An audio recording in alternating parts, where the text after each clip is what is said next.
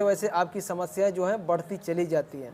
ठीक है, तो ये हमारी सेंटर ऑफ ग्रेविटी क्यों बोलते हैं वो मैं पहले बता देता हूँ। देखिए ये नाभि है, नाभि को मैं अभी माप रहा हूँ।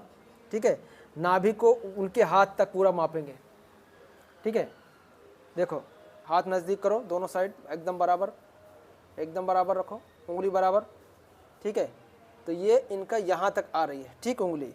अब जब मैं नीचे मापता हूँ यहाँ से, ठीक है,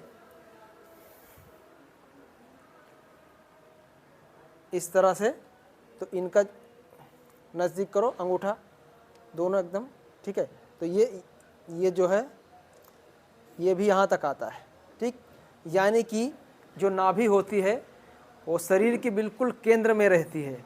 ठीक है, इसीलिए जो भी नर्वस सिस्टम काम करता है हमारी नाभि के द्वारा ही करता है। तो नाभि जब खिसकती है तो अंदर जैसे छोटी आंत का काम डिस्टर्ब हुआ तो आपको चिकना चिकना टॉयलेट आना शुरू हो गया, फटाफटा आना शुरू हो गया, झागदार आना शुरू हो गया।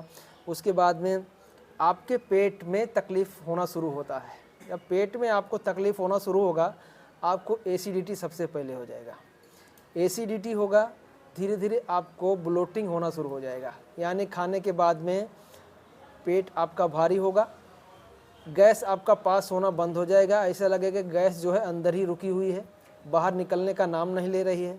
लेकिन जैसे हम दवाई खाना शुरू कर देते हैं फिर धीरे धीरे क्या होता है कि पेट आंतों की मूवमेंट जो है वो तो बढ़ जाती है, लेकिन ऑर्गन के जो काम है वो वैसे के वैसे रहते हैं।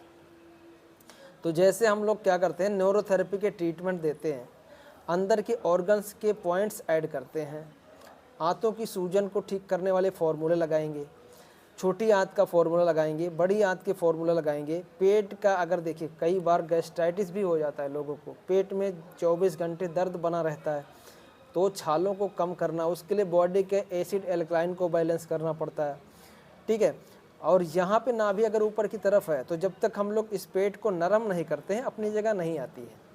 तो यही सारी प्रोसेस होती है न्यूरोथेरेपी की, कि आपके पेट को सबसे पहले नरम करना, जो नले पड़े हैं उसको लूज करना, टाइटनेस है उसको ख़त्म करना, फिर नाभि भी अपनी जगह पे सेट हो जाती है।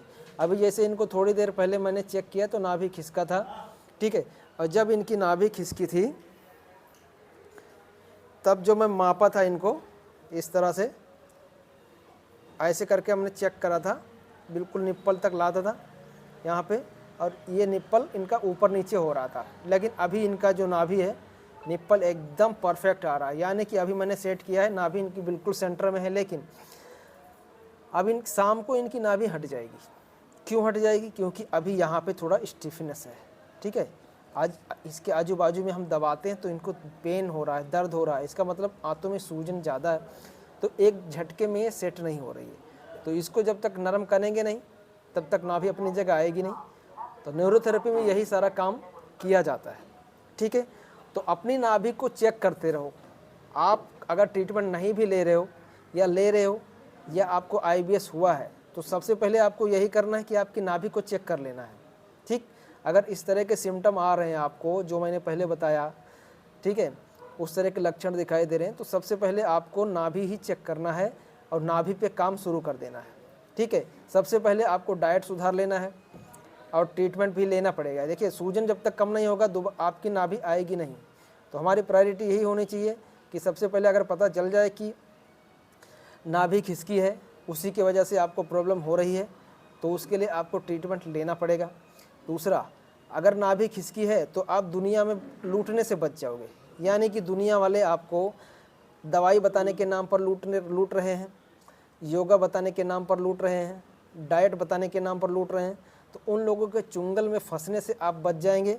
आप समझ जाएंगे कि हमको कौन सी जगह जाना है और कौन सा इलाज लेना है। ठीक है, तो ये सब चीज़ें आपको बचाएंगी। ठीक है, और आप आके इलाज कराएंगे, ठीक होके जाएंगे। ठीक है दोस्तों, धन्यवाद।